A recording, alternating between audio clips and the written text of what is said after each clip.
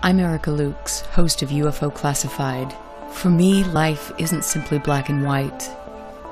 Life is full of many unknowns. It is my goal to travel the world and to work with the world's leading experts in the hopes of making groundbreaking discoveries. Join me on UFO Classified Friday nights at 4 p.m. Pacific Standard Time, only on KCOR.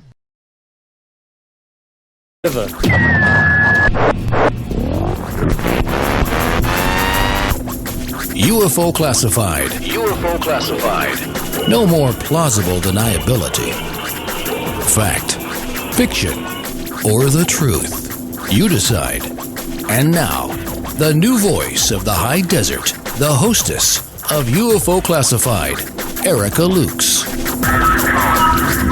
Disinformation is a strange and bizarre game, and those who play it are completely aware that an operation's success is dependent upon dropping information upon a target or a mark in such a way that a person will accept it as truth and will repeat and even defend it to others as if it were true. Once this has been accomplished, the work of counterintelligence specialists is complete. They can simply withdraw in confidence that the dirty work of spreading their poisonous seeds will be done by others.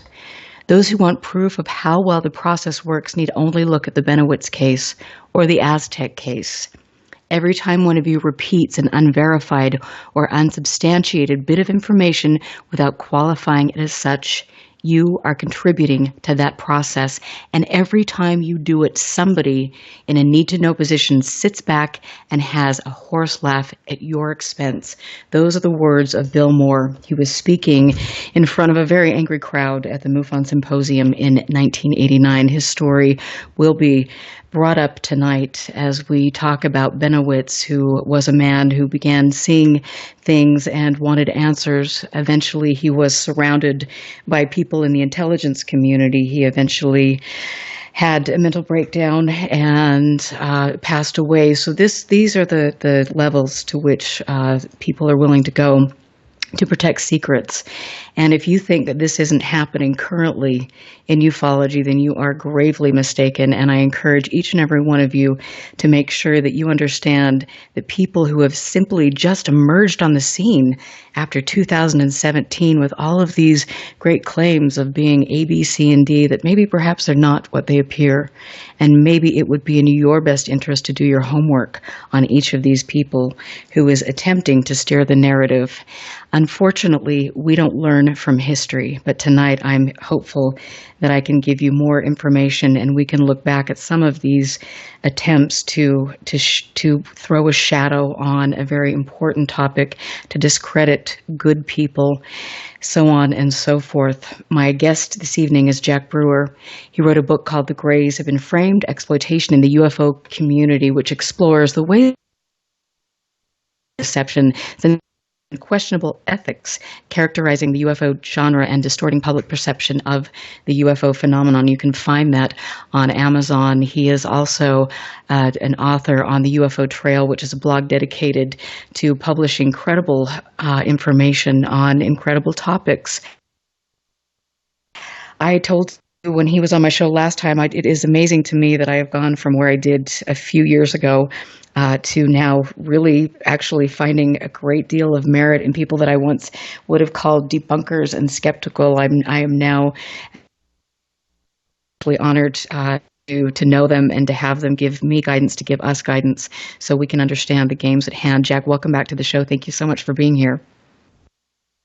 Thanks for having me. It's great to be here, Erica.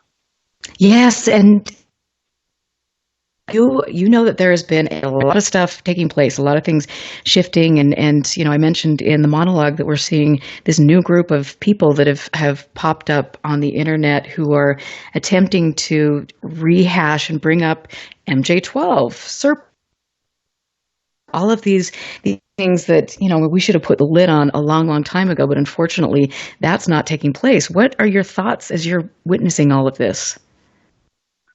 Yeah, we do see a lot of the old stories coming back up. And after the 2017 article in the Times about the ATIP program, we seem to have a lot of bloggers and writers that just kind of came out of nowhere, that all they cover is the TTSA, the to the stars stuff. And I think your warnings of caution are very appropriate to make sure you fact check and that we know who it is that's talking and that they've actually done and had the positions that they claim they have.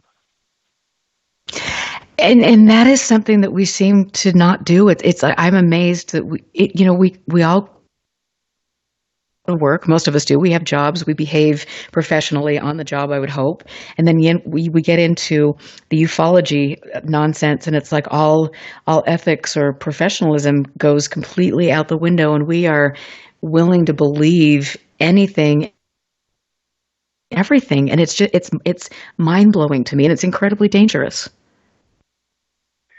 Yeah, it is. And for many years, probably always, but certainly as long as I've been in and out of the UFO community, there has been a group mentality, and it depends on who you get involved with. And the mentality of the clique can be very strong and influence people a great deal. And they can lead you to believe there's aliens walking through your walls at night, or that every car behind you is the CIA. And these ideas fester and are promoted in these echo chambers, and it can become very real to the people involved in it. And maybe in some instances there is some truth to these things, but certainly not to the extent that we're seeing people believe that they're under surveillance, or that their emails are hacked, or that they're the subject of experiments by creatures from another solar system, I will say that I have had some very interesting experiences, and yes, people have walked into my place of business, and I had a person walk in and asked my modem and the cable company, and I mean there have been some very unnerving things that have happened to me, and I luckily have had people there to verify these experiences, so I'm not paranoid or delusional, but I think, sometimes when you start stepping on toes, and at the toes of people who have made a lot of money at steering the narrative, there might be something to be said for having keep an eye on what you do. But the delusional, paranoid mindset, I think, is something, and it's a cautionary tale for all of us, I think. Yeah, I agree with that. And there certainly are many instances of situations such as you just described. And that's when it is so important to keep people in our support systems that think clearly and are thinking critically and rationally. Because if we do get involved with these extremist groups that are very solidified in their thinking about aliens or intelligence agents or what have you, then it becomes, everything's a nail to a hammer, and everything happens then. We see it as confirmation of the theory that we have, and it becomes no longer even an idea or a theory, but very real to each of us. And as you're saying, that can be dangerous, and we need, the more serious we take the topic, the more important it is then to do credible work and to fact check and make sure that we have everything straight. And I would like to take a moment to say I've really appreciated your recent interviews, the series you're doing with Chris Marks, and the whole Skinwalker situation. And you've been turning over a lot of rocks, and I really respect that, and I appreciate it.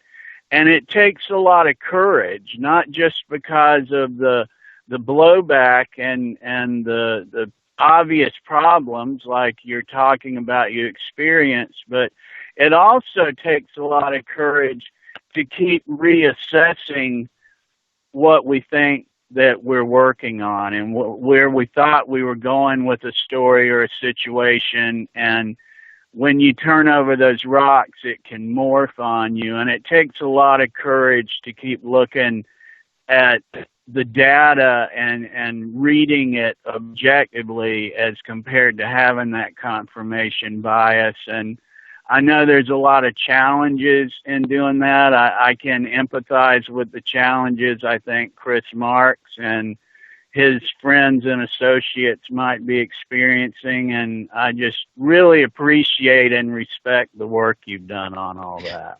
That means the world to me, because this has probably been some of the most trying times of my life. And it's like I understand that we're calling into question a whole narrative that has been put forward for decades, and people have made money off of this narrative. And I believe at the end of the day, the evidence is showing that people were put in harm's way, whether it's UAPs, as they claim, or whether it's weapons testing. I mean, that there was no consent. And this, to me, is an incredibly critical thing and another way that this community has been manipulated. And I hope at the end of the day that enough people come forward and we can do enough, due diligence that we can expose this, and people like Chris Bartell and Chris Marks and the people who lived around Skinwalker Ranch can have some answers and some vindication. So I appreciate that. That means a lot to me. Well, you're certainly welcome. It's earned praise. And as you were saying in the opening to the show about the Bennewitz affair, Skinwalker's similar in that it's fascinating the amount of myth or assumptions might be a good word for it, that grow out of a single case that come to be taken for granted as factual, that were never established in the first place. Like that Bennewitz story has the underground base in it, Dulce. It has the implants, I think, kind of got started there, at least in the modern day phenomena. The hypnosis was at play, and just all kinds of ideas that are taken for granted, that if you experience this, that means you're an alien abductee, that grew out of the things that Richard Doty was telling Bennewitz and Linda Moulton Howe and whatnot during that point in time. It's just mind-numbing. It really is. It is, and then you look at some of the other names that have been involved decade after decade. And if you wouldn't mind, give my listening audience, because some of them are new to the subject, give us a little bit of background on Bennewitz. Well, the go-to people for that, as you're well aware, are Greg Bishop with Project Beta. He literally wrote the book on the Bennewitz affair. And then Mark Pilkington and company did a great book and documentary of the same name, Mirage Men. And I highly recommend each of those. The gist of the story is Paul Bennewitz lived outside of Kirtland Air Force Base and thought that he saw strange things, thought these were alien craft. He was probably not stable to start with, or as I had been saying a few minutes ago, suggestible, and perhaps in circles of people that accepted a lot of what we might consider to be paranoid or delusional ideas in the UFO crowd.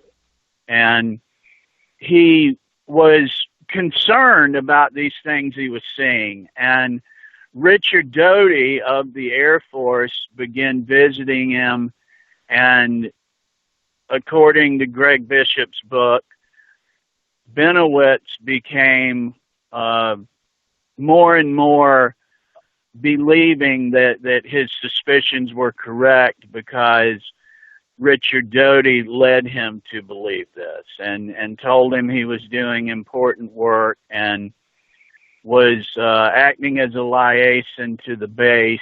And it caused, or certainly contributed to Mr. Bennewitz's mental demise. There were even situations where he was given outright forged documents, inauthentic documents, that has been a big bone of contention that the Air Force doesn't, through the FOIA, does not want to acknowledge whether Doty was working under orders to confuse and to perpetuate this alien meme with Bennewitz, or whether he was doing it on his own. And the Air Force won't confirm that. And the instances that might be considered extreme behavior, such as there were reports that they broke into Bennewitz's house and that they gave him these forged documents, and this type of thing is a real bone of contention, because researchers feel like if he wasn't acting on orders, then he should have been punished and charged with crimes for this type of behavior. A big part of this story to me is where Bill Moore, got mixed in. And yes, those words you were reading are very important. His speech can be found, the transcript of it, in the old MUFON journals that he gave. He was thought of so highly in the community and had so much supposedly explosive information that he was giving the community that he was the keynote speaker at the 1989 MUFON convention, when he did his mea culpa and said, "None of it's true. I've been dancing with the intelligence community because they've been stringing me along and telling me they were going to give me looks at the real thing if I'd help them out and keep spreading this incorrect information." And he apparently, according to his story, reached a point that he didn't believe any real information was ever coming, and thus he used his opportunity, ironically enough, as the keynote speaker, to say none of this stuff about underground bases and aliens kidnapping people is true out in New Mexico. And that's pretty much the short version of it, with a whole lot of appalling circumstances along the way. You know, and I want to just mention Christian Lambright wrote Ex Descending, which is also a great book on Bennewitz. I know he's done a lot of work in these, you know, Greg Bishop's book, Christian's book. These are all important things to look at and really study, and then to see, like I mentioned, the key players. These names are popping up over and over and over again, and now we're holding some of these people in cult-like status. And it's just, I am kind of shocked about that. The thing that has been really interesting to me is to see how some of the people that have, been involved in this have now found little messengers in ufology on social media to spread their message and to keep recirculating the same old nonsense. It's just, at some point in time, people have to realize that, we're not the chosen ones. This is a tactic. It's a ploy.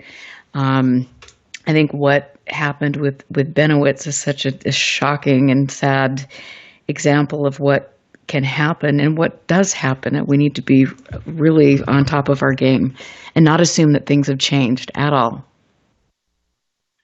Yeah, those are great points. And as Greg Bishop covered in his book, there does seem to be some fascinating technology during that era that was being explored at Kirtland. And that was a big part of what's suspected to be the reason that Bennewitz was misled, that the powers that be may have preferred he talk about aliens and people shrug it off and not pay any attention, rather than, of course, reveal information that was sensitive to national security. And I think the Bill Moore correlation really goes with your point there, that this access journalism we seem to be seeing so much of now is something that we've seen in the past, and that Bill Moore literally warned us of, that you're told you're with us, you just act as a mouthpiece, go with this, here's our statement, just print it the way we give it to you and don't ask any critical questions, and you're going to be at the top of the feeding trough when the good stuff comes along. And how many years does it take to get some verification of these claims that were in the 2017 Times article? You know, we're still waiting on anything more. From the best I can tell, we're waiting on anything more than a couple of blurry videos. And I don't see anything more than that's come out of it yet. When we've got just a line of reporters wanting to make this a big deal. You know, and I mean, I remember I was sitting at the UFO Congress when Tom DeLonge got his award, and I was sitting there with several other people that I hold in high regard, and we all just sat there like, huh, okay, what? And I mean, you could see the writing on the wall as to where things were going. And I was, after the New York Times article broke in December of 2017, I thought, okay, this could be a good opportunity to give some credibility to this subject. And yes, it has opened some people's eyes because it is getting mainstream coverage. But I think the thing that we need to really step back and look at is to what gain, who again is involved in this.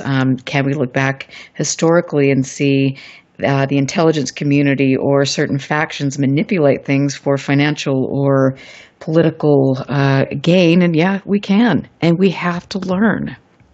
Yeah, and I don't want to be overly cynical. I probably am, especially compared to what people would like to hear a lot of the time. That stated, we just have to have the courage to ask for verification. Absolutely. When people say, well, I worked on a project that did this. I worked on a project that did that. Yeah, absolutely. I've got to cut you off right there, and we're going to talk about that more because this is really important. I'm Erica Lukes here with Jack Brewer. We'll be back. Stand by. This is UFO Classified with Erica Lukes. Erica Lukes. The phone lines are open now at 702-425-9230. That's 702-425-9230. Worldwide callers use Skype name KCOR Radio. More UFO Classified. UFO Classified with Erica Lukes on the KCOR Digital Radio Network. After this. Looking for intelligent talk? Then look no further. Expedition Truth. Expedition Truth. Hosted by Jack Ashcraft. Live on Thursdays, 4 p.m. Pacific, 7 p.m. Eastern. Exclusively on the KCOR Digital Radio Network. From spirituality and prophecies to philosophy, politics and science, and so much more, Expedition Truth is setting new standards for what intelligent talk radio should be. Jack explores all of the hot topics, as well as interviews some of the most respected academics and authors in their respective fields today. Expedition Truth. Live on Thursdays, 4 p.m. Pacific, 7 p.m. Eastern. Intelligent talk. for the discerning mind, because the truth never fears questions. Now, broadcasting in digital HD radio. We interrupt to bring you this.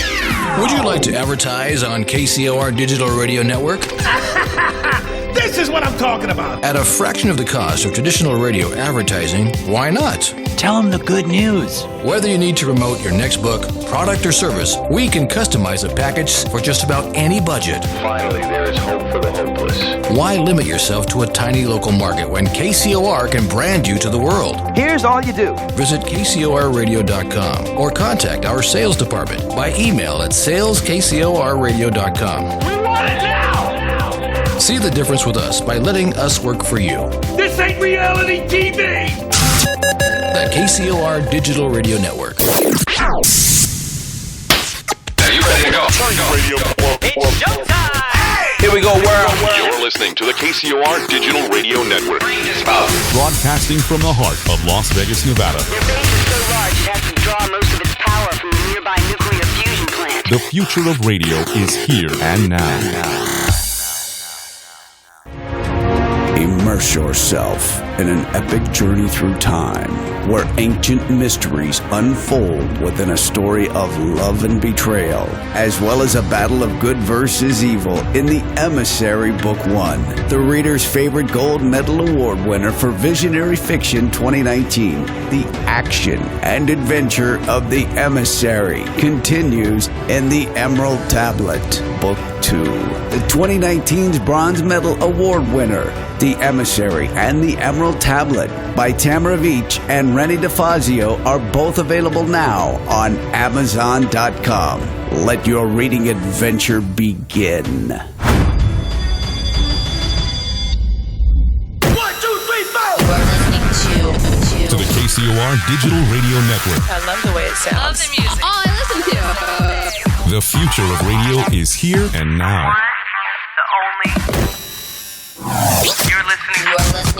You're listening to UFO Classified with Erica Lukes, where the truth isn't hidden beneath the black lines of a Sharpie. That's the craziest thing I've ever heard.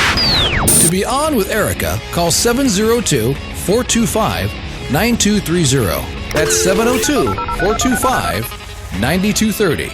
Worldwide callers use Skype name KCOR Radio. Radio Contact. Share your thoughts on the show on Twitter by using hashtag KCOR. Or head over to the live chats at KCORradio.com. The audience goes nuts! And now, your host of UFO Classified. Are you ready? Erica Lukes.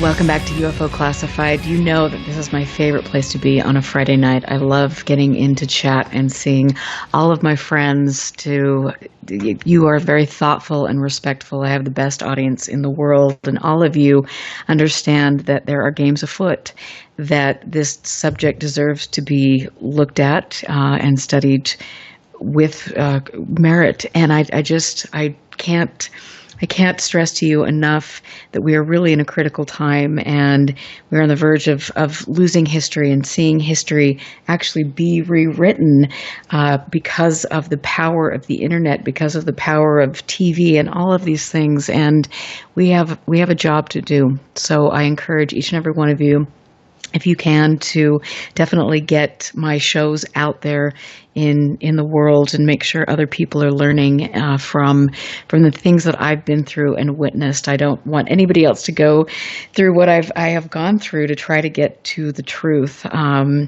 As you know, I've done a series of interviews with Chris Marks, Chris Bartell, and other people that have been around the Skinwalker Ranch. The interviews are startling, and I'm still amazed that journalists or quote-unquote journalists, are still not taking that seriously and doing their due diligence. But that is another story. We will develop and get more out into the public, and I definitely think that this story is so far beyond ufology that we're going to see that this will really take hold, and it will have nothing to do with ufology. It'll be interesting.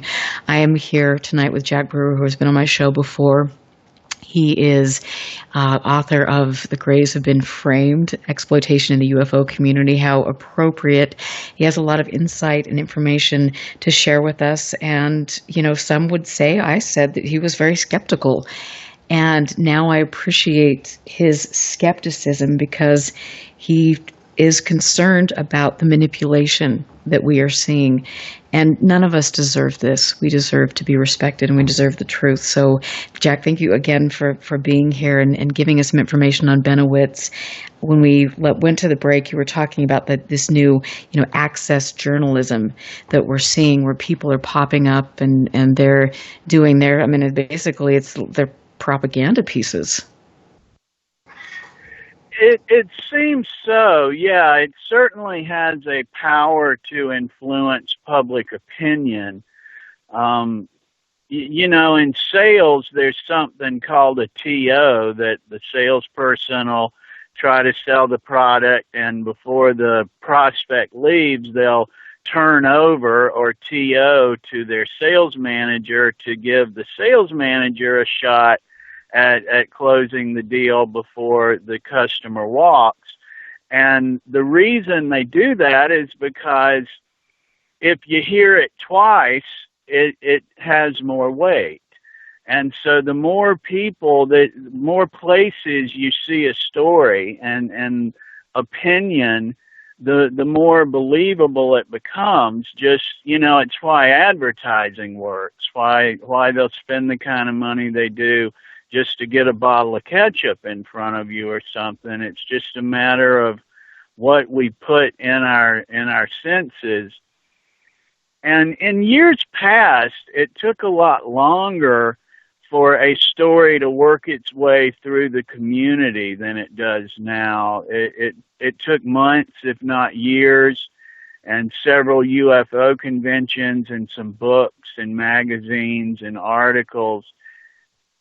Today, things happen very quickly. Just in a matter of hours or days, you can see a story all over the place, and it gives it credibility. There's mainstream professional qualified journalists that got interested in the ATIP story simply because they saw it in the Times, in a medium like that, and that it had implications in the intelligence community, high level,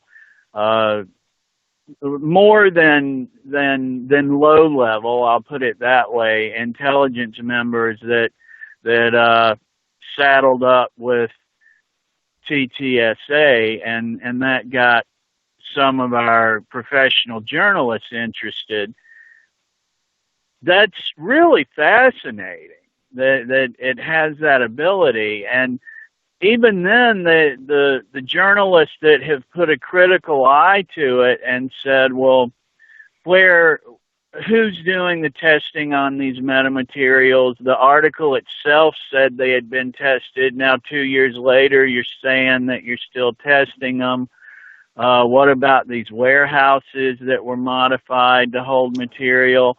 What about the human research subjects that even Bass said they use the human body as a readout system to study UFOs? We still have nothing on any of that. And hopefully some FOIA requests will show more. It's just the kind of thing that I was also saying, I don't mean to be overly cynical, but there has been instance again and again and again in this community of the Bill Moore situations where journalists were given access and allowed to tour a place, photo a place, maybe because it's advantageous to the people that are allowing the access primarily, especially if the story spun a certain way. And that's all well and good. If it's entertainment, whatever. But if you're going to get emotionally vested in believing this and take it to heart and have it shape your worldview, then I think, as you've been aptly pointing out, Erica, a little more fact-checking and holding out, suspending judgment until the facts are in is much wiser.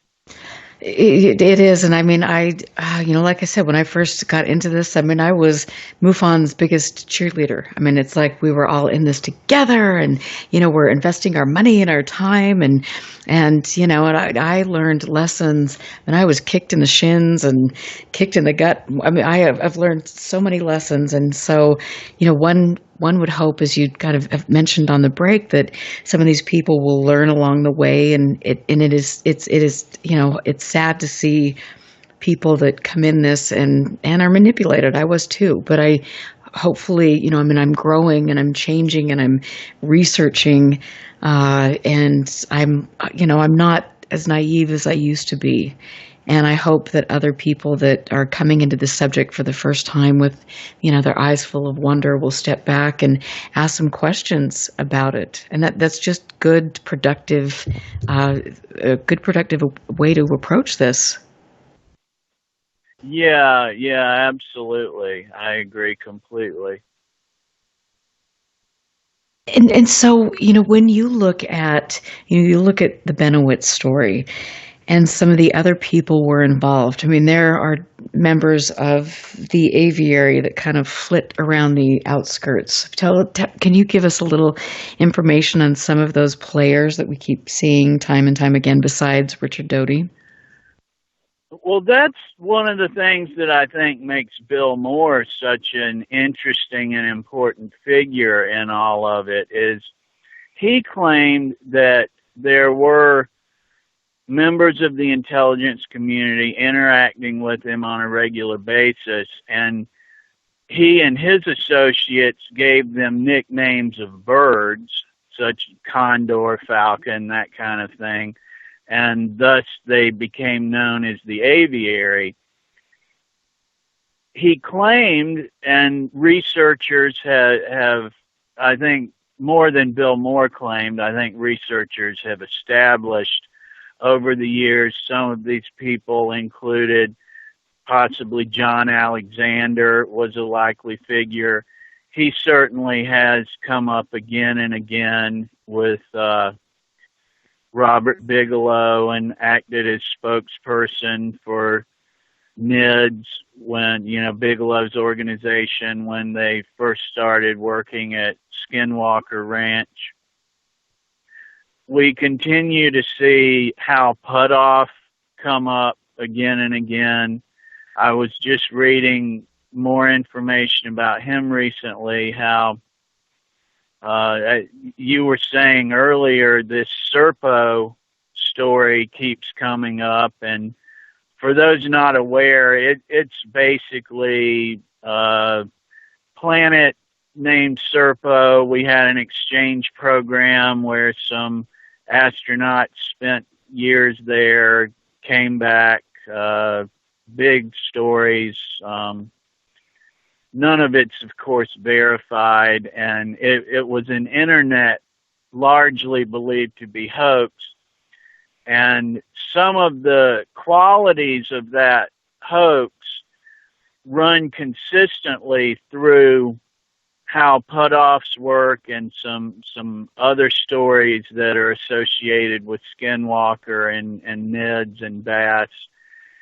And so depending on how much you've been conditioned, like how you look at things, that either gives it credibility for you, or people that tend to suspend judgment and wait until facts are in to draw conclusions would say, well, rather than that meaning each story has credibility, maybe it looks a little more like the architects of the stories are the common denominator. Or at least as a new story comes along, like TTSA's metamaterials that might tie into an old story like Serpo, well, wouldn't the logical explanation for that be that the people crafting the new story are at the least aware of the old story, rather than that means both stories are true. That would certainly be something we should give equal consideration, at the least, to each story is true before we draw conclusions, especially when we're going to keep coming back to waiting for verification of any of this stuff that just never seems to come, but the writers kept being told to publish more of it. Isn't that amazing that some of these, I guess it's not, but some of these new bloggers and people that have appeared, it's like, okay, really? Seriously? I mean, either they are completely, I don't know what, devoid of a brain. Not to be cynical, but I will be. I've earned the right. Or they are on the payroll. I mean, it's like, come on, can you really not do your due diligence? And can you really sit there and promote the same old BS without asking questions? It's I don't know. I think at some point in time, and not to mention that, but the fact that there has been a concerted effort to really berate the efforts of John Greenwald, which at the end of the day, he's just trying to do his due diligence, which we all should be doing and asking questions. But there has been a campaign mounted against him, myself, and others that are trying to get information out. It's just insane. Yeah, it can get pretty crazy. It sure can. I'd really like to see someone, hopefully some mainstream professional journalists, or if they are people that are already affiliated with UFO World, I hope that someone would do some good quality work on, like you were mentioning, it appears some of these writers are on the payroll. It really would be interesting where some of these bloggers came from that just kind of mushroomed overnight, and in their profiles will say things like they're just searching for truth and they're interested in paranormal phenomena and that kind of thing. But then you look and like all they ever write about is what fascinating stuff Tom DeLonge's doing. And so you're just kind of like, huh.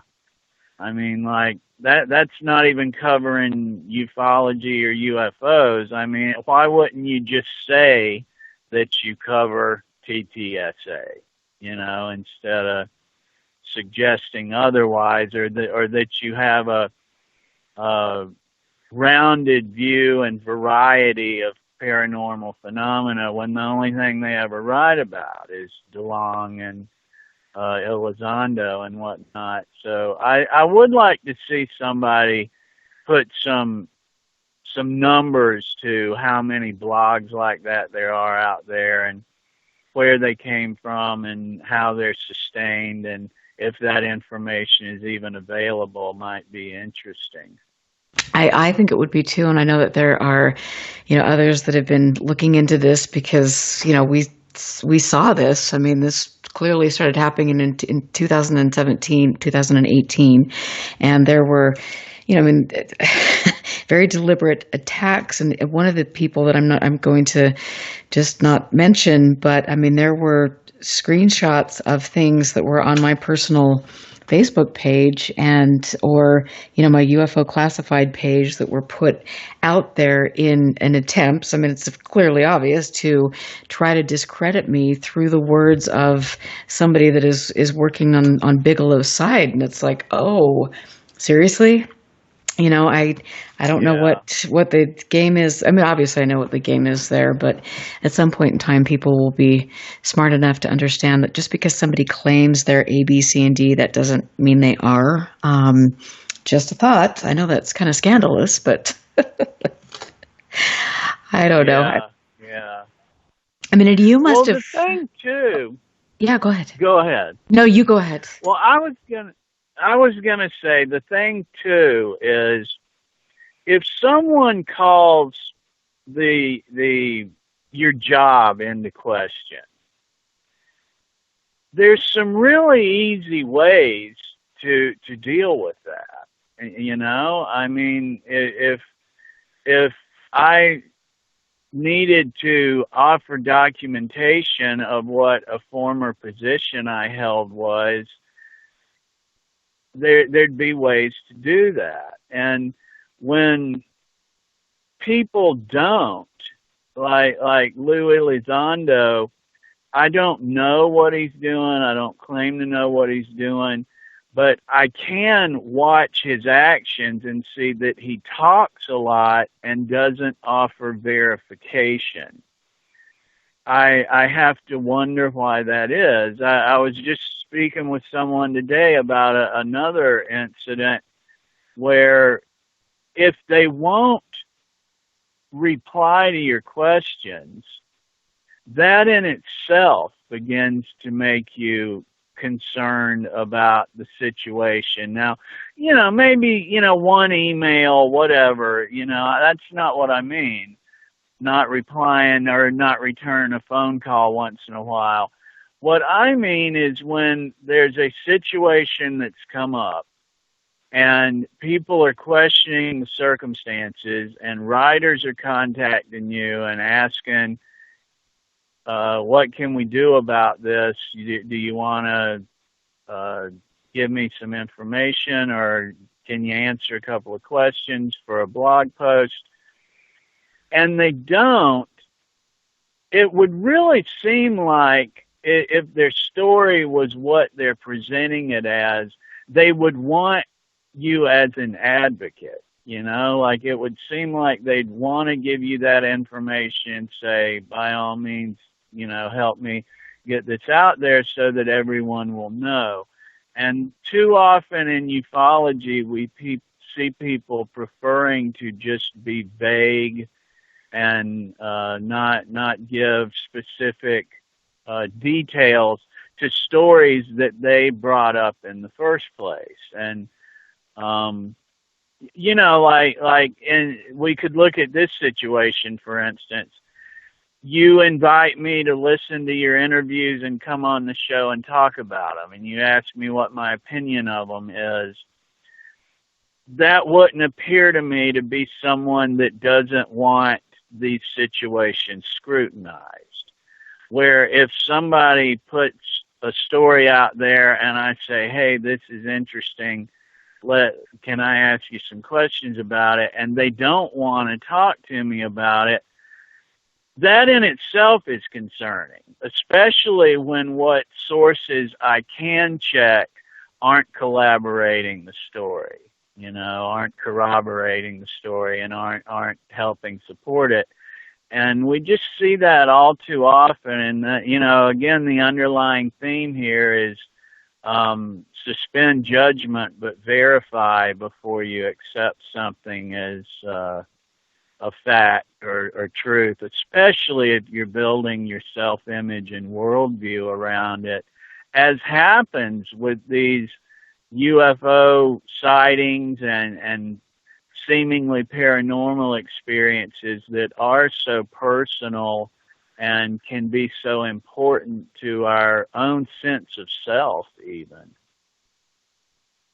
Right, absolutely. And that is very eloquently put. I mean, and that's the thing. It's like when, you know, I think most of us get attracted to this because we've had personal experiences and we're trying to find the answers for that. And it is, you know, and I say this quite frequently, it has been very interesting and concerning to me that when you have these experiences and you turn to the UFO community, you are filled full of delusion, and what was a beautiful and powerful and profound moment that should be incredibly personal is tainted by other people's delusional beliefs or disinformation or all of these things. And so I think the more I learn, the more I encourage people to really hold their personal experiences close to their vest, and especially don't get on social media and share some of these things. Yeah, I think we talked about that a little last time I spoke with you on your show, that another aspect of that is they're not always just one person's experience either. And, you have to decide how much you're willing to talk about yourself, and if people want to know questions that once you put the story out there, it's reasonable. If you want it investigated, if you want it researched, if you want to know more about what happened, then it's reasonable for researchers to start asking you some questions. And sometimes it might not be just your story. There might have been other people with you. It might affect other people, might be other witnesses, and they might not want to be as open and forthcoming, like you say, especially on the internet, as their counterpart is. And that's a really important point. As I know you have, I've worked with some people over the years, interviewed them, that were very forthcoming and were very hurt by circumstances they encountered in the UFO community. And a common denominator there is definitely that they trusted people that they felt betrayed, sometimes even therapeutic-like circumstances and relationships about the experience, the UFO sighting or the unexplained paranormal type circumstances that were so defining in themselves. And especially when hypnosis is mixed in, like in the Leah Haley and Emma Woods cases, it seems particularly disturbing and nefarious. We could use a lot of words to describe it. Abusive to me, to literally mold someone's sense of self. Right. And I hear that music. We've got to take a break. And I've got something also that I want to tie into this. I'm Erica Lukes here with Jack Brewer. We are going to take our longer break. We will be back. Listen very carefully. This is Houston. Say again, please. Houston, we've had a problem. This is UFO Classified, live every Friday night, 4 p.m. Pacific, 7 p.m. Eastern, exclusively on the KCOR Digital Radio Network. The truth is out there, just waiting to be discovered. And now, if you will, accompany me on a journey to the future. For more information on the host of UFO Classified, Erica Lukes, upcoming guests, as well as links to the past shows, visit her website at ufoclassified.com. UFO Classified. UFO Classified. This is KCOR Las Vegas, home of the Digital Radio Network, broadcasting from a shack just south of Area 51. Wait, that doesn't exist. This is the KCOR Digital Radio Network. Now for the news. The disc landed at a ranch at Corona, New Mexico. The rancher turned it over to the Air Force. Rancher W.W. Brizzell was the man who discovered the saucer. What I thought was a star began coming in my direction at a very rapid rate of speed. The unidentified object, which some sources thought might be a blimp, moved slowly down the Pacific coast from Santa Monica and disappeared south of Long Beach. I saw a UFO, and it went down the river, turned right at the United Nations, turned left, and then down the river.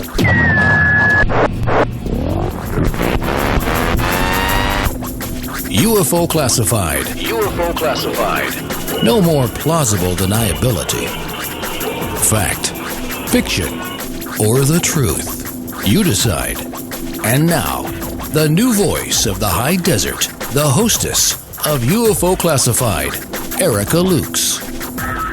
Welcome back to the second half of UFO Classified. I am happy to look into chat and to see all of the wonderful people that are here supporting my show week after week. I want to give a shout out to RJ, to Scott Brown, who does an excellent job within the field. There's so many wonderful people who we're all on the same page. We want answers. We understand there is something taking place, but we also realize that there is a lot of disinformation, a lot of people that are playing games and manipulating good people, and we do not deserve that. I am happy that we're finding that support system with each other. I am joined tonight by Jack Brewer, who writes the UFO Trail, which is a blog dedicated to publishing credible information on the topic.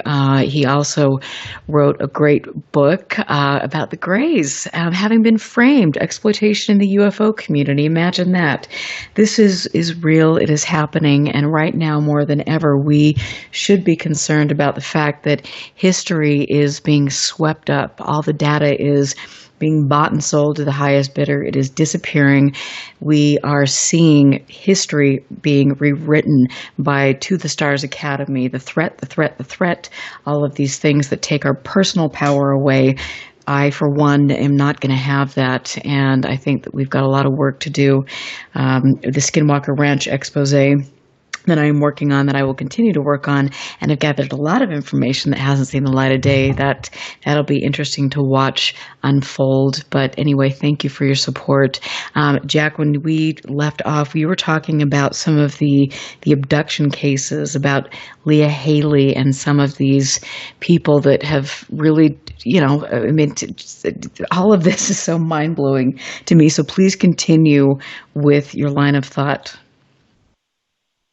Thank you. I was saying that especially, it's bad enough anyway that when we have a UFO sighting or a series of experiences, and then we might get involved in a UFO community that maybe even is well-intentioned but just mistaken, when they start leading us to believe that fragmented memory, or if you like salt, or just any number of things indicates that you were abducted by aliens.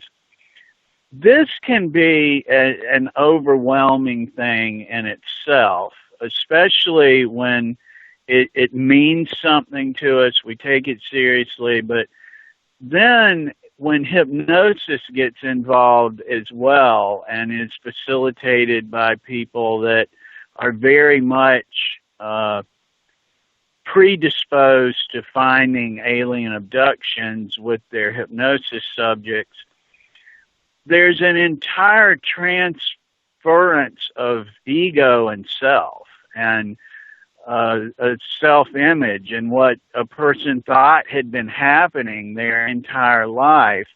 And that's one of the things I empathize with Chris Marks and his friends and associates involved in the stories you've been working on, Erica, is it takes a lot of courage to look back at a story that you already had solidified in your mind, and it added to your sense of who you are and what you are, your worldview, and then, like in the case of Leah Haley and Emma Woods, a point comes where they go, all right, time out. This really isn't making sense, and I've got to do a whole nother tear down the ego and rebuild it again, and figure out what my place on this planet is and how it relates.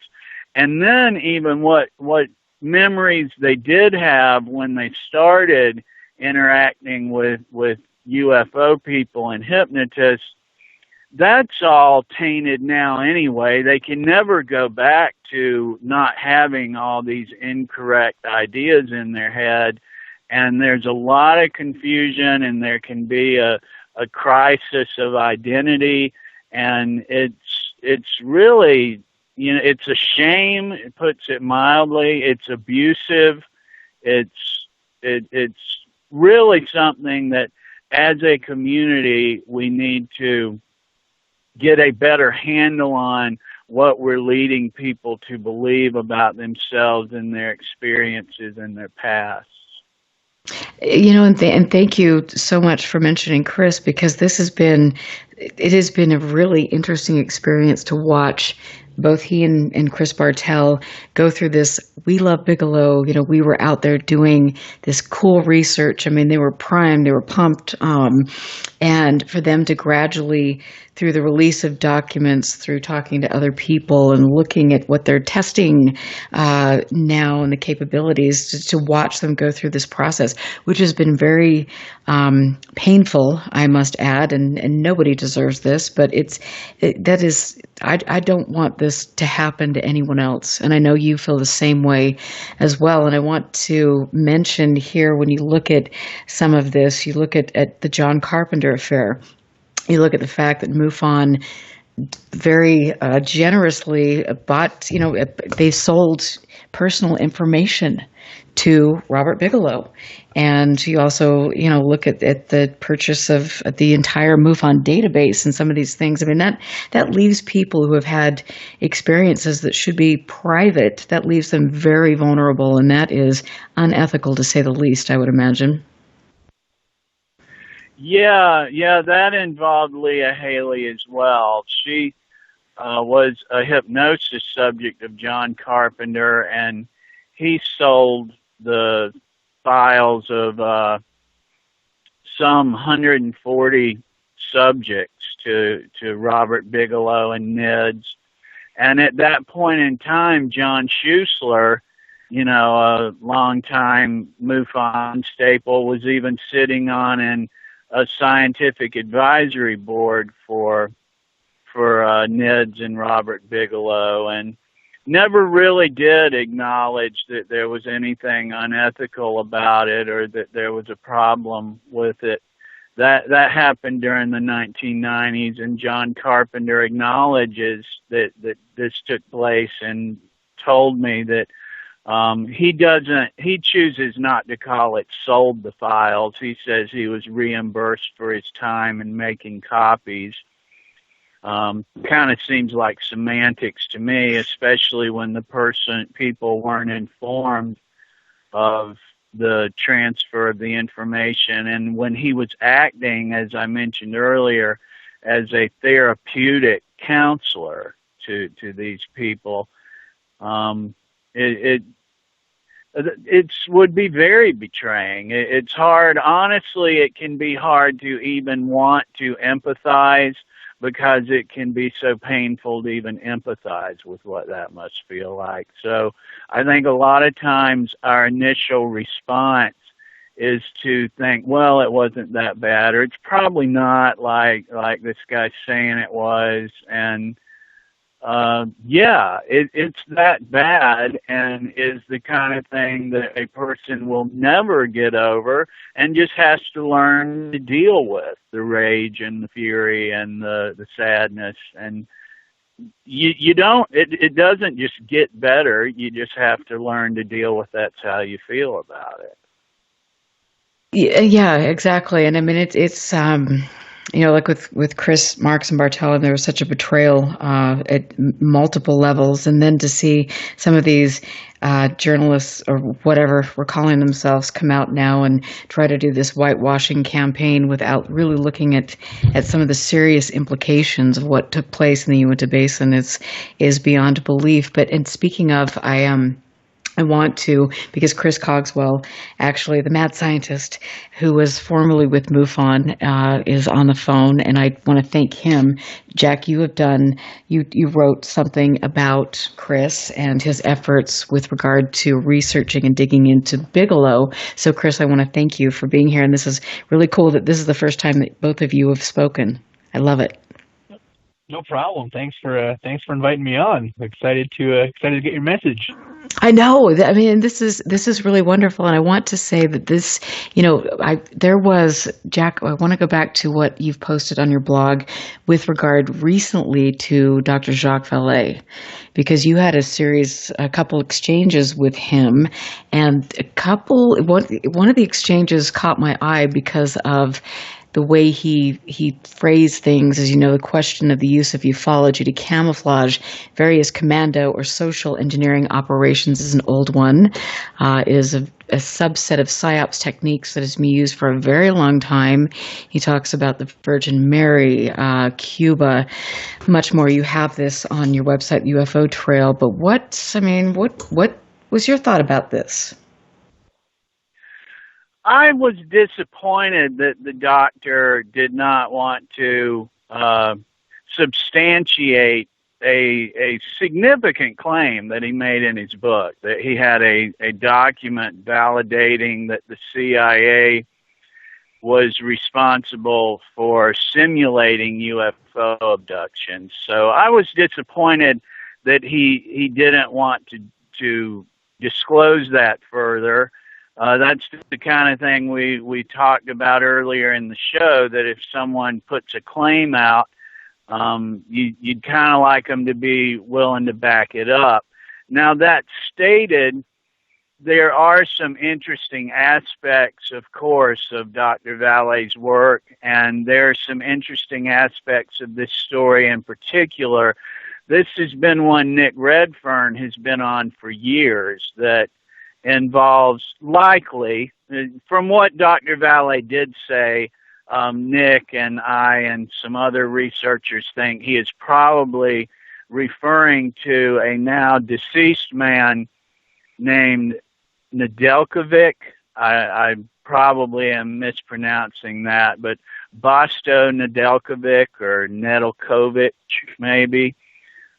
He was a Serbian immigrant and worked in South America, and another blogger, Rich Reynolds, was told by Bosco years ago that Bosco believed that he was involved with the CIA in some simulated abductions, that UFO encounters, that Bosco claimed he worked as a translator in South America. And I have a series of FOIA requests into various agencies now to try to substantiate some of that. I think it's interesting. There's a lot about Bosco's story that does seem to add up. He at least seems to be some of the places and worked for some of the agencies that he claimed he did. How much we're going to be able to verify besides that, I don't know. But that's the story we think Dr. Vallee was referring to. And if nothing else, as you and I often talk about, Erica, it's interesting that it's even on the table. Like where do these people come from? Why would they claim these things if it's not true? And if it is true, I mean, why do they claim these things without offering anything more than the story? And I mean, any way you look at it, it's something to me that seems like a valid line of research to try to figure out what the players' interests are in these kinds of circumstances. Absolutely. And speaking of all of this, Chris, you have done a great job really digging into Bigelow and some of his dealings and things. And so can you give us a little bit of background about your recent interviews and the series that you've done? Yeah, sure. So my co-host and I, Marie Mayhew, we sort of got involved in the Bigelow side of the story really because actually of a fascination with some of the quote unquote science, I guess you'd say, that's in this field. So for listeners that don't know, my background is in the creation of, or the analysis, I guess you'd say, of nanomaterials. And so in the creation of those materials for different applications.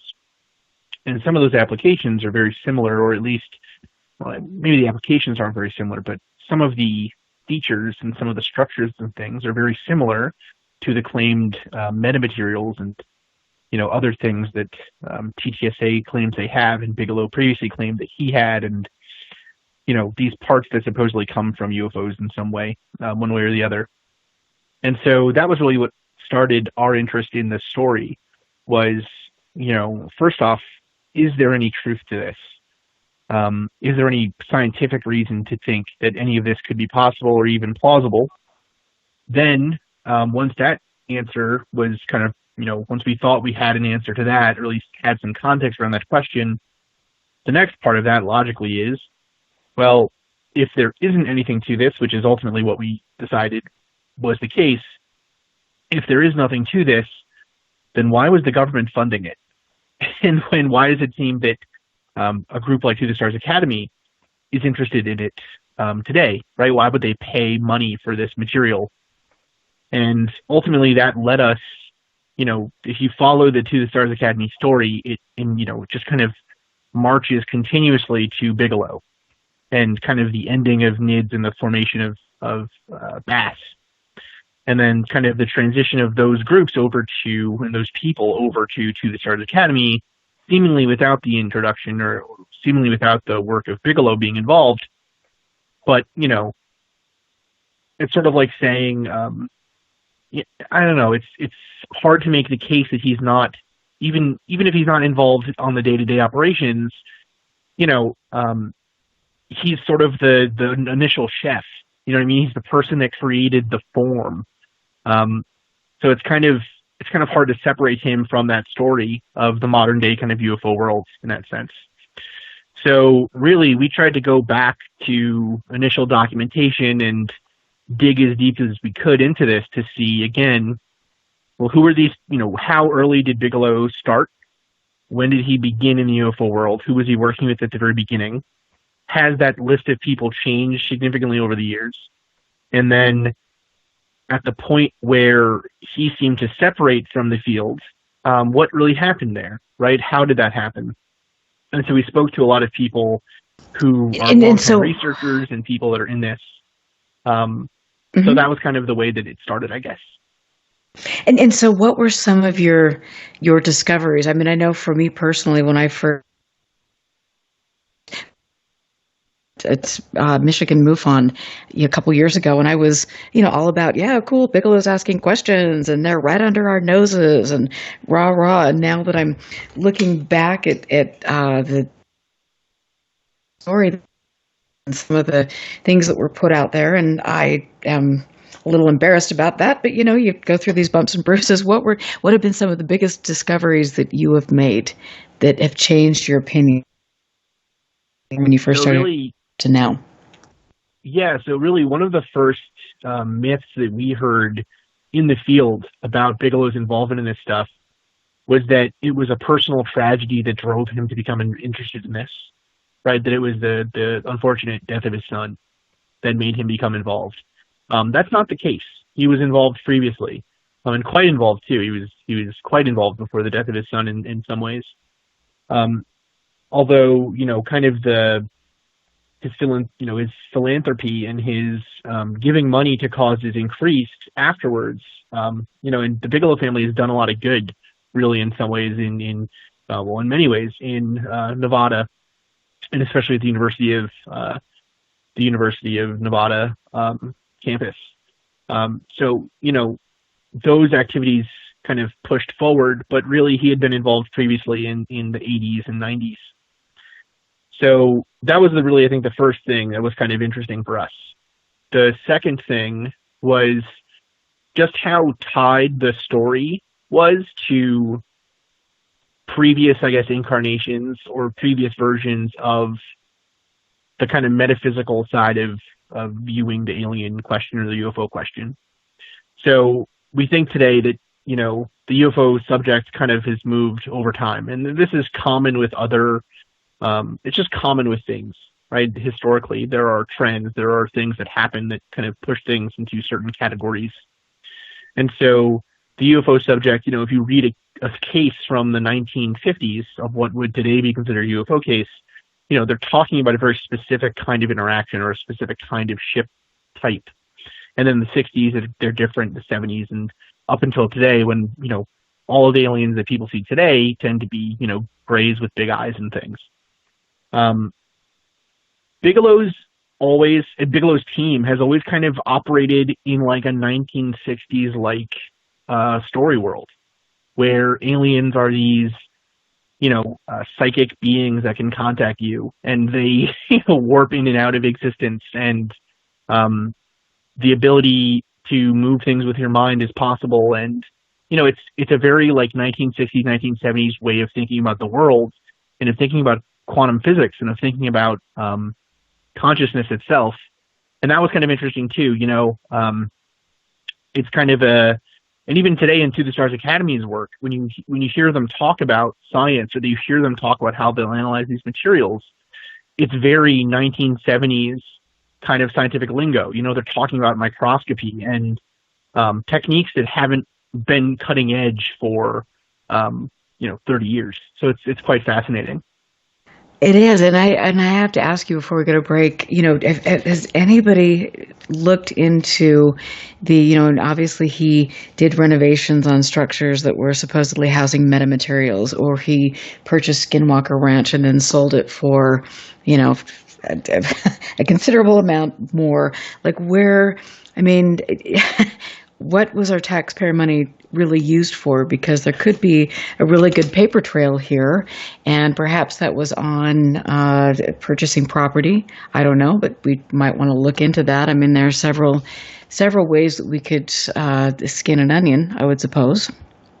Right. So if you look into the Bigelow, if you look into the money that the Bigelow family has spent on different things like that, Bigelow is really good. Like all big corporations, they break up their spending into smaller companies, and then those companies have different names, and then they have different, headquarters and locations and everything else. And ultimately, they all tie back to Bigelow Aerospace or the Bigelow Family Foundation. However, there are, hundreds of smaller companies and subsidiaries and different things to use to purchase property and put money into and move it around and all of that. So we tried looking into that. We in our efforts, we actually found a second ranch that he purchased, right, which is relatively well known already. It was on Ghost Adventures, or one of those ghost hunting shows. But then there was a third location actually that they purchased as well.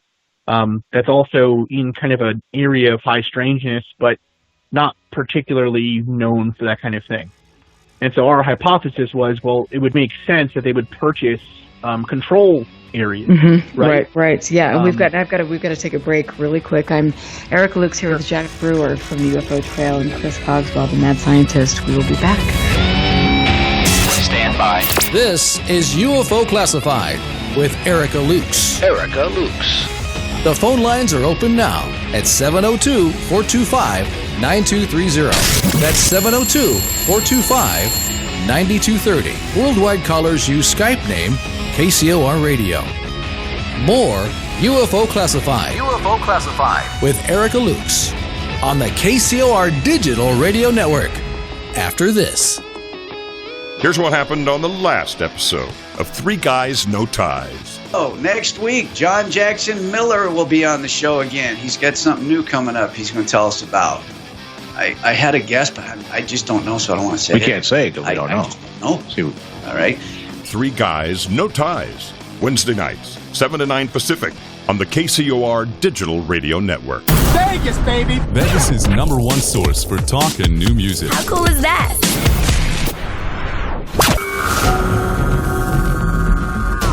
There is a world outside that which we live in. A realm where fact and fiction collide.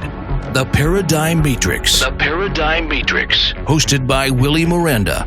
Every Friday night at 6 p.m. Pacific, 9 p.m. Eastern. The Matrix is everywhere. It is all around us. Even now, in this very moment. The 1-hour show that will surely leave you hanging on the edge of the rabbit hole. The Paradigm Matrix explores a universe of topics from UFOs, cryptozoology, conspiracies, as well as all things paranormal. Enter a world of the twisted and deformed. Friday night, 6 p.m. Pacific, 9 p.m. Eastern. The Paradigm Matrix. Exclusively on the KCOR Digital Radio Network, where fact and fiction collide. Alien Deceptions, a suspenseful sci-fi romance thriller by Tina Marie. featuring the tantalizing Erica Jones and the mysterious Russell Hamilton. An out-of-this-world book of fiction based on years of document facts and files the government does not want you to know about. At least, not yet. Alien Deceptions by Tina Marie. Available now at Amazon.com or get a signed copy at TinaMarieEntertainment.com. Get your copy now. They say that the truth is stranger than fiction. What if they are one and the same? It's a life form, unlike anything we know, not cellular but electrical in nature, extremely intelligent. Join Dave Emmons, host of The Strange Truth, every Thursday night at 8 p.m. Pacific, 11 p.m. Eastern, as he connects the dots that others miss. The Strange Truth is a groundbreaking 2-hour talk show that interviews the hottest UFO experts, experiencers, whistleblowers, and spiritual masters from around the world. A tool for people to connect with the universe and begin to understand it. The Strange Truth. It digs deep into current events, the extraterrestrial contact phenomenon, explores suppressed history, and dissects false flag conspiracy, all while expanding your spiritual ascendance. What was that name again? The Strange Truth, hosted by Dave Emmons, live every Thursday night at 8 p.m. Pacific, 11 p.m. Eastern, exclusively on the KCOR Digital Radio Network. Come get tomorrow's news today. 1, 2, 3, 4. To the KCOR Digital Radio Network. I love the way it sounds. Love the music. All I listen to. The future of radio is here and now.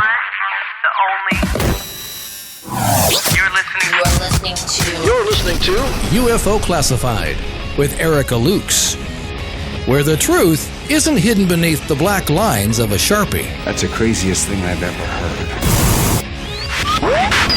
To be on with Erica, call 702-425-9230. That's 702-425-9230. Worldwide callers use Skype name KCOR Radio. Radio contact. Share your thoughts on the show on Twitter by using hashtag KCOR. Or head over to the live chats at KCORradio.com. The audience goes nuts. And now, your host of UFO Classified. Are you ready? Erica Lukes. Erica Lukes. Welcome back to the last segment of my show. I really honestly feel a little let down when I get back to this point because I want to talk all night. I love being here with you, and I want to just take a moment to thank everyone who supports the show. This is a listener-supported show. I've been very blessed that I've got people that support this. Scott Brown, RJ Mufo. Definitely want to give Bruce Cornett, I want to give a big shout out to Northern UFOs, who always gets my information out on YouTube. I'm not one of these hip people that is going to spend time doing the iTunes and Stitcher and all of that stuff. I'm not in that to win a popularity contest. I spend a lot of time researching this. I care about the subject.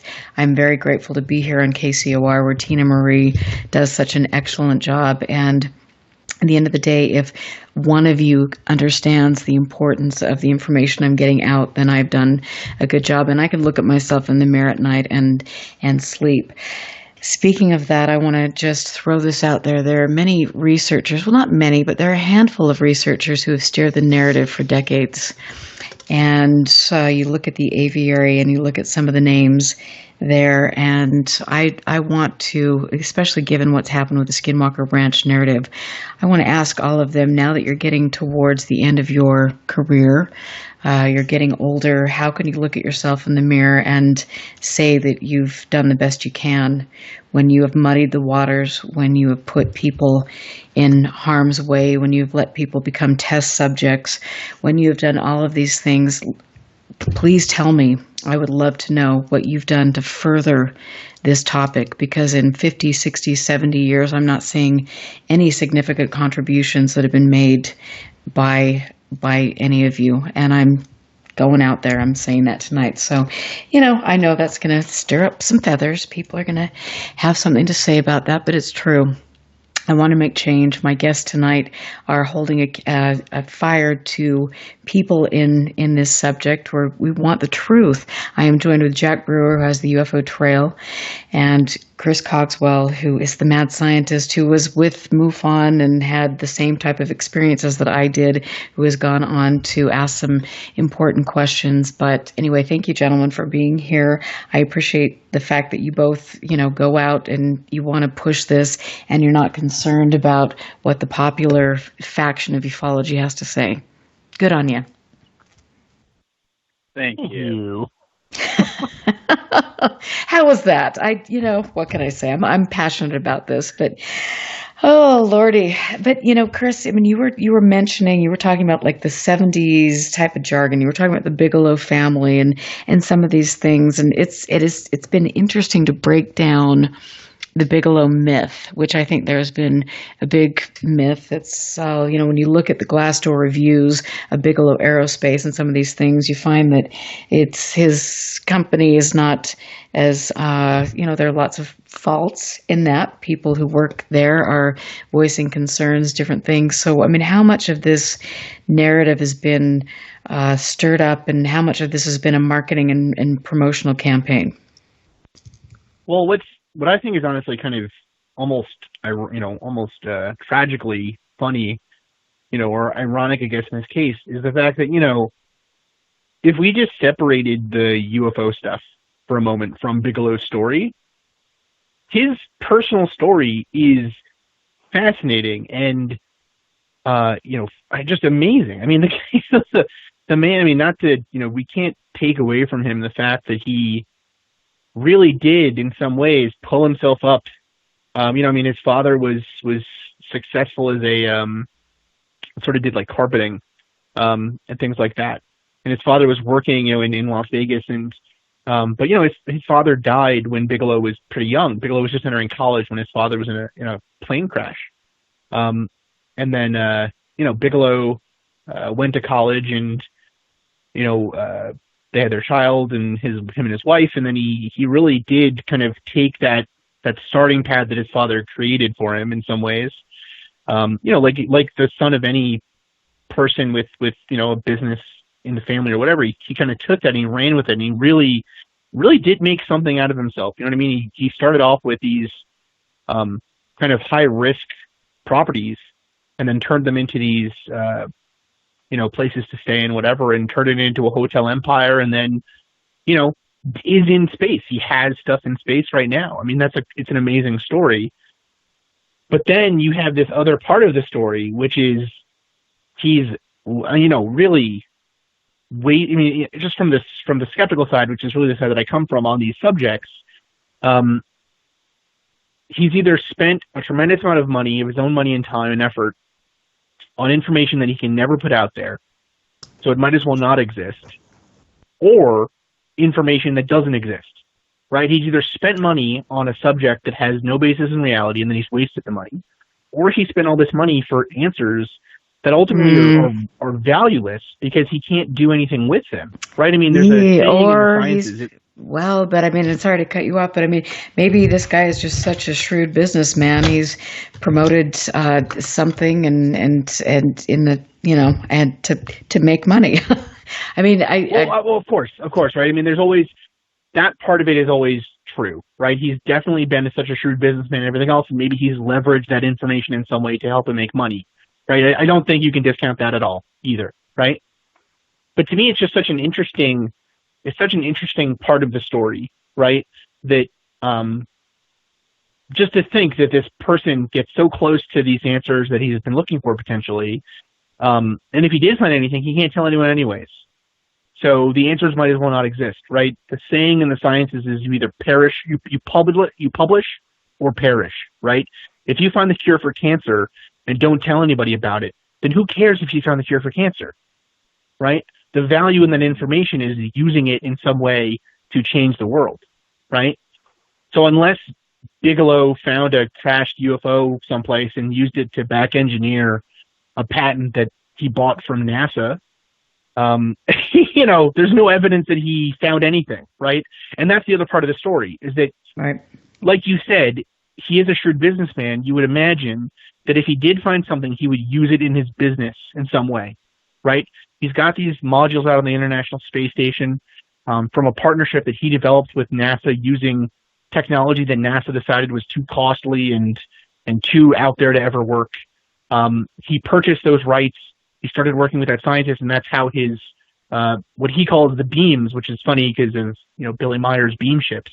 But the Bigelow expandable, what is it? Mobile, whatever it is, right? But if he did find that technology anywhere, it doesn't seem to be evidenced in any of his technology that he utilizes.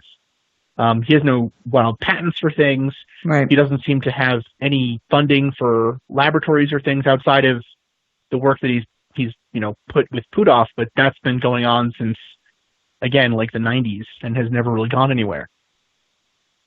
Right. Absolutely. I mean, it's also interesting, and I can't help but think that we've both gone down the similar discovery process path, and I mean, Jack, you have too, because I don't think when you got into this, you were expecting to see so much of this. I don't know what this charade, this three-ring circus, this. And it's like I said, at the end of the day, it's really sad to me to see, what's happened with Skinwalker Ranch, Bob Lazar, Area 51, all of these red herrings that are out there that, I mean, come on, at the end of the day, when you do your due diligence, there are some big questions there. And so, Chris, I mean, what do you think when you look back at some of the stories that have been promoted by this faction? So the thing that I've kind of always pushed in this, and this is true in the sciences as well, right?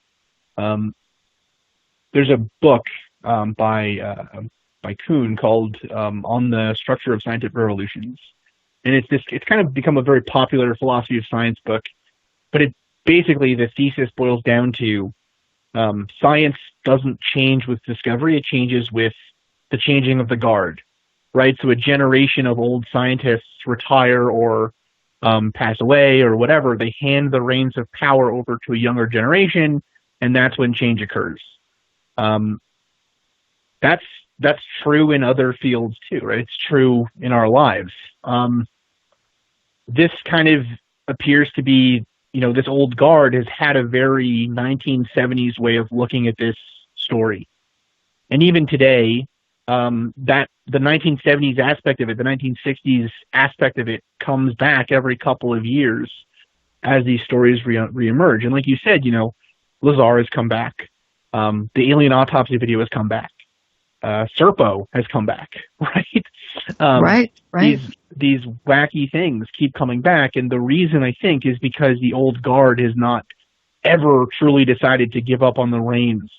Even with To the Stars Academy, sure, Tom DeLonge is out there kind of saying wacky things on Instagram, but, the team working on it, ATIP was part of the program that Bigelow received the contract for through the government, right? He was the bidder and ultimately the winner of the bid to do that research.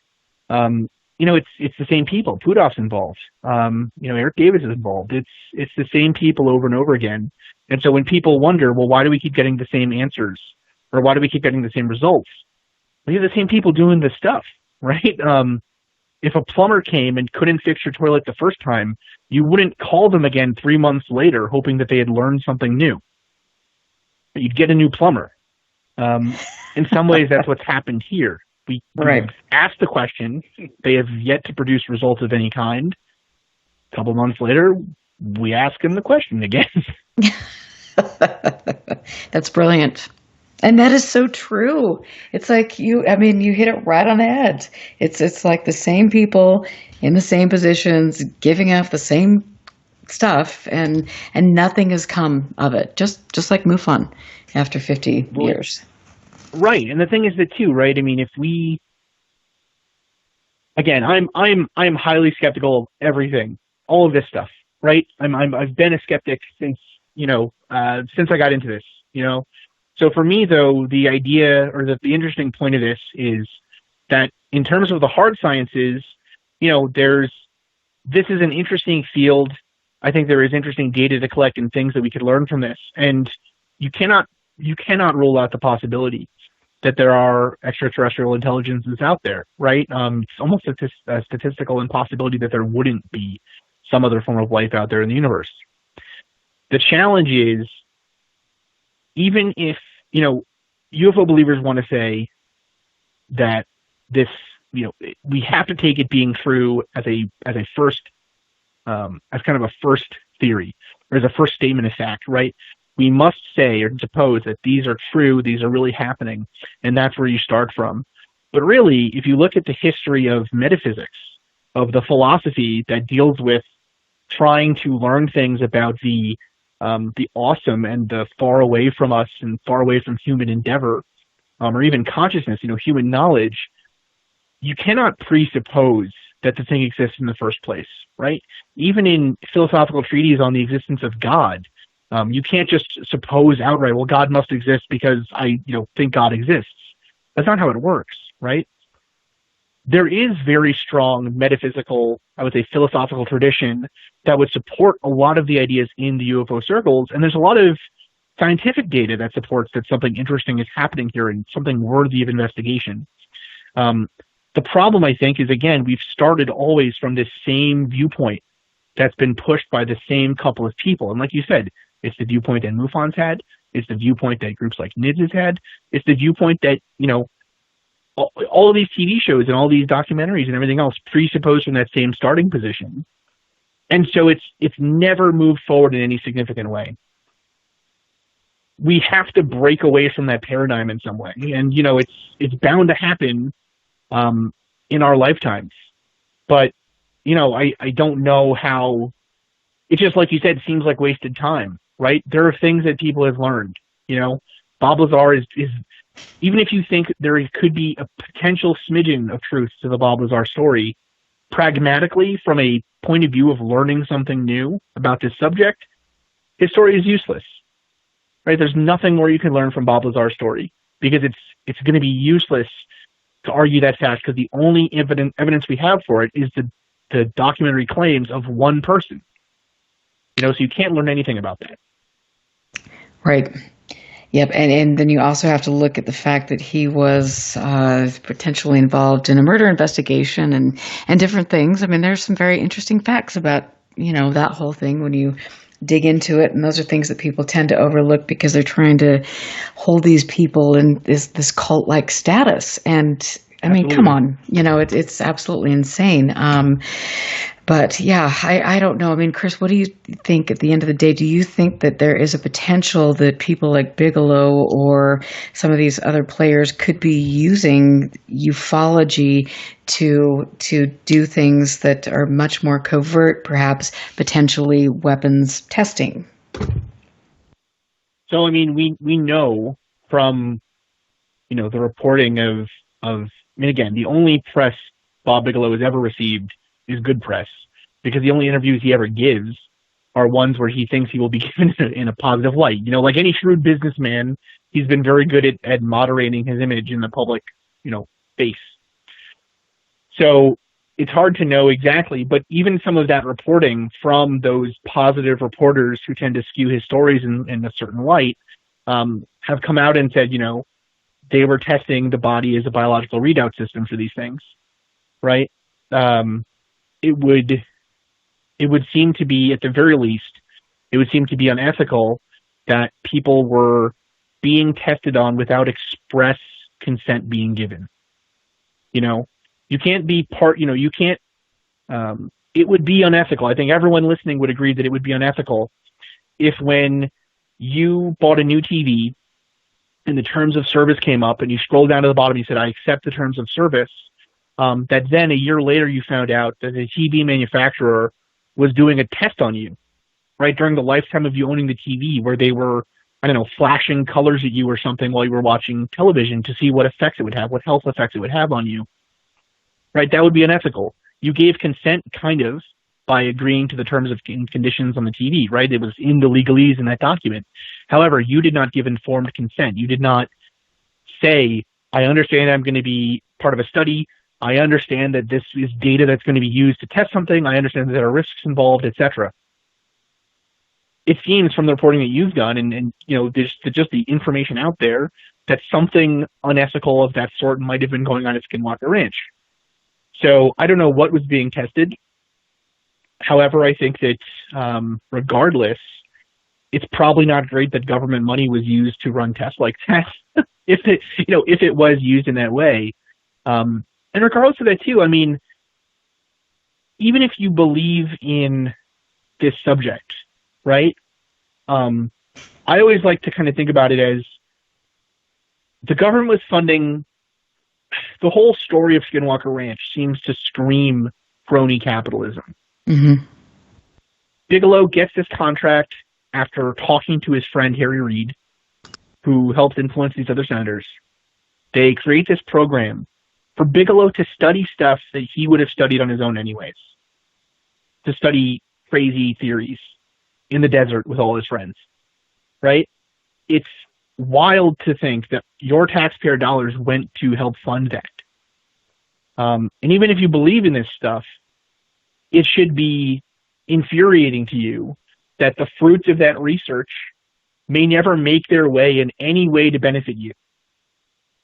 That money, might be sitting in a hangar someplace, or it might be used to, I don't know. It doesn't seem to have been used to do anything, right? There have been no tangible benefits. Technology has not leapt forward in that time in any way that's significant enough to suggest that those studies were valuable, And the one thing that always, the one thing about all this that always kind of flabbergasts me and just makes me scratch my head is, at the root of a lot of this is the belief in, the brain, the consciousness of the human body as a way of kind of, you can extend that out to do things, right? You can do remote viewing, you can do telekinesis or whatever, right? Psychic powers exist. And so that's some way that the aliens are using to contact us and vice versa and everything else. At the underlying root of it all, I would argue that that's probably a view that most people would consider to be ridiculous, right? Something that they don't consider to be valuable doing research into. Whereas on the other hand, the idea of a nuts and bolts UFO craft seems plausible to people, right? That seems like something that could exist. Because if we ever had the capability to travel space and explore it, we would. So at the root of all of this is something of like a metaphysics, it's something of a religiousness almost. And I just think it's so odd and weird that holdover from the 60s and 70s has continued into the modern day in some odd way. It's not something we tend to think about the military being involved with, but, they were heavily involved in that kind of thing. So, yeah, I don't know. It would, this would just be another, line of a long list of experiments that were unethical and ultimately valueless that the government paid for. Okay, that's it. You're coming back on the show. Prepare yourself. I've got a lot more to talk to you about, and thank you so much for calling and weighing in, and I appreciate your research and looking into things and taking an opinion, taking the stance that is not favorable, just like Jack Brewer has done in his career. I mean, asking hard questions, and these things need to be looked at. Before we end the show tonight, I have a couple people in chat, Jack, that want to know about the Dr. Pasulka, the last blog post that you did. One of my questions was, do you think that the police report concerning her was kept from you for a reason? No, I do not. Okay. All right, and then I will, because I know... I do not think that any public relations officers saw a report and said, don't give it to this guy. No, I do not think that happened. No. Okay. Thank you for clarifying that. I mean, there's so much more, and I really appreciate both of you for joining me. And you can find the UFO Trail. You've got to read some of these articles. It really means the world to me that people are looking into things. Chris Cogswell, please keep doing what you're doing, asking questions. I also want to thank Keith Basterfield, who has done an exceptional job. He's an Australian researcher, and he's written a series of really groundbreaking articles, in my opinion, with regard to what's taking place at Skinwalker Ranch. Please make sure that each and every one of you, you do your due diligence. This is something that is important. There are people that are being manipulated. This is an important subject. There is something beautiful going on, and our power is being taken away from us, and we can't allow that to happen. I always encourage people to turn away from American ufology because we see where this gets you. It's the Storm Area 51 kind of nonsense, and we're going to join a social club and go talk about the Ebens and all of this stuff and get the potluck going on.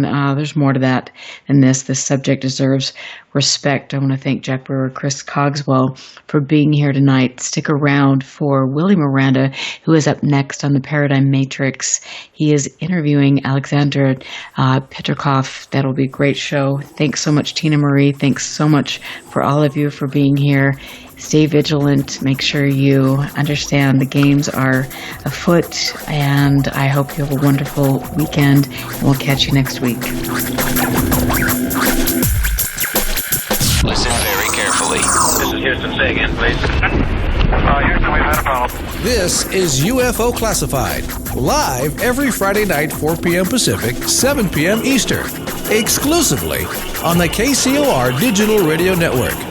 The truth is out there, just waiting to be discovered. And now, if you will, accompany me on a journey to the future. For more information on the host of UFO Classified, Erica Lukes, upcoming guests, as well as links to the past shows, visit her website at ufoclassified.com. UFO Classified. UFO Classified. This is KCOR Las Vegas, home of the Digital Radio Network, broadcasting from a